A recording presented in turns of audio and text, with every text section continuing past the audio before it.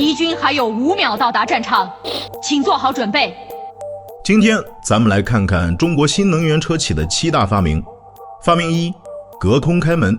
车主不想碰门把手，挥挥手就能开。门开了，给车主提供情绪价值；门没开，情绪价值就给到了旁观者。主打一个没手的用不了，有手的用不上，有脑子的不会买。这种功能属于典型的有它不多，没它不少，但放在发布会上，就是能让人多看2眼。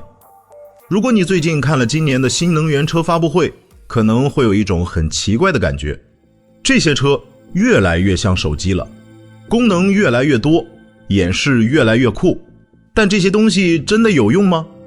这个问题可能没什么人愿意深想，毕竟有没有用和好不好卖是2码事。今天我们不聊品牌，也不站队，就用普通人的视角去撕开这层包装纸，看看这些所谓的创新究竟是在改变生活，还是在收割韭菜。咱们接着看发明2：无边框后视镜，颜值高，科技感拉满。后视镜，无边框后视镜，这也太容易和后面的环境融为一体了吧？没有一个明确的分界，每次使用都让你多花0.几秒等待瞳孔重新聚焦，一旦下雨，雨水糊满镜面，什么都看不清，易碎更是它的特色。维修费用3000元起步。前天逐步的小米 U7 后视镜爆了，售后跟我说换一整个后视镜需要8000块左右。有人调侃说，这东西的设计逻辑是平时让你看不清，雨天让你看不见，碎了让你修不起。话虽然刻薄了点，但确实戳中了一些现实。发明3：安全气囊颜色选配，平时看不见，只有撞车那一刻才弹出。定制颜色能给惊魂未定的乘客一丝心理安慰，主打一个微笑面对事故。说实话，真到撞车那一刻，谁还有心情看气囊是什么颜色？但车企的逻辑是，我给了你选择的权利，至于你用不用得上，那是另一回事。如果说刚才的黑科技是行业标杆，那接下来的这项神作足以让物理学陷入沉思。发明4：引擎防假手功能，既能防假手，又能防假脑。创新解决了人类被机盖夹死的世界性技术空白。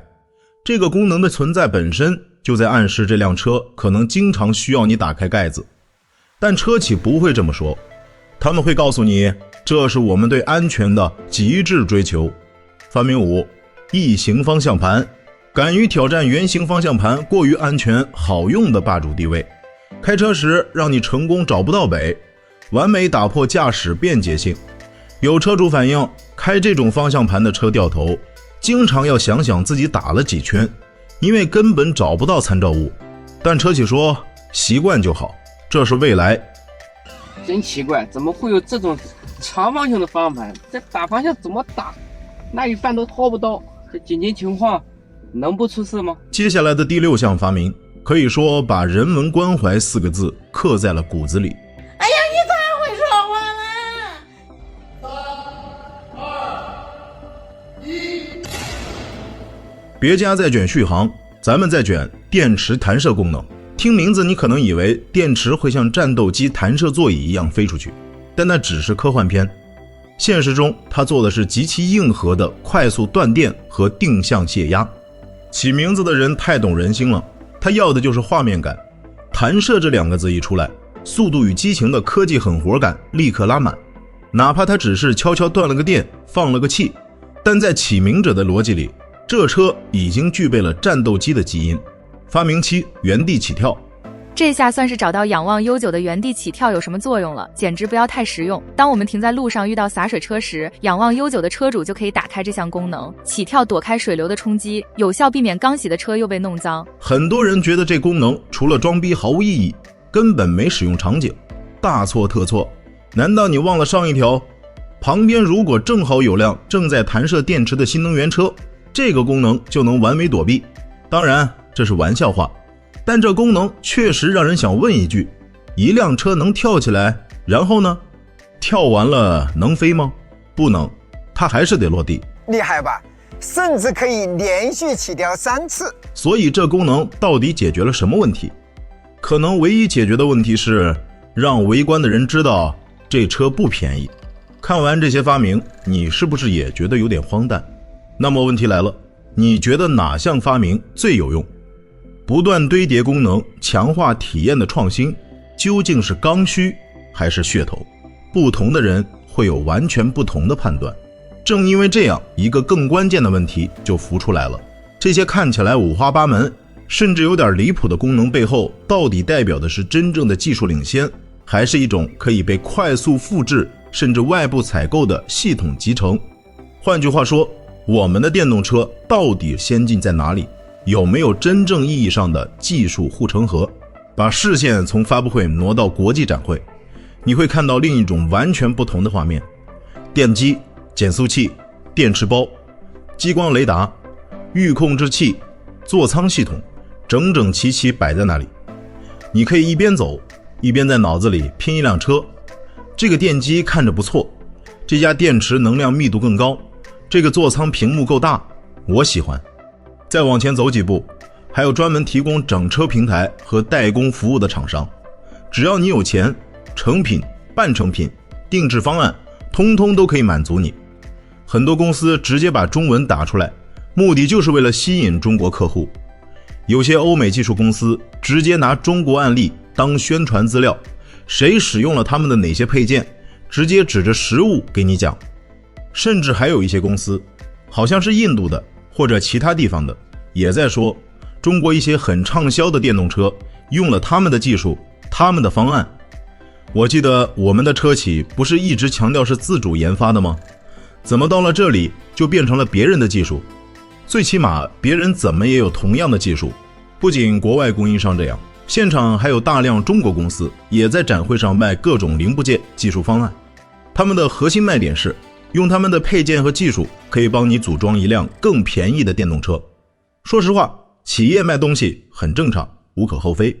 让你造个发动机你造不出来，让你造个变速箱你更造不出来，让你研究个底盘你还去抄袭别人的。一开发布会就是各种碾压同行，遥遥领先，各种玩文字游戏。并不是大家对电车有偏见，而是对那些夸大其词的新势力车企有偏见。某些新能源车企刚进入造车领域，买一堆现成的零部件，东拼西凑凑出一款车，就开始夸大宣传对标百年车企，一页 PPT 各种展示对标数据。人家百年车企推出一款新车，通常需要经过3到5年的严格测试，才能确保其质量和稳定性，而某些品牌却在1年内推出3、4款新车，估计连基本测试都没做完吧。不知道大家有没有想过一个问题，在燃油车时代，人家会轻易把发动机技术、变速箱技术拿出来这样卖吗？你能在这种农贸市场式的展会上随便买到别人的核心技术吗？那这是不是说明电动车的很多东西并没有我们想象中那么难？或者说并不全是不可替代的核心技术？要不然为什么你有我有大家都有，真的到处都有？兄弟们，我没有别的意思，我只是想问一句，如果你亲眼看到这样的场面，会不会也产生类似的困惑？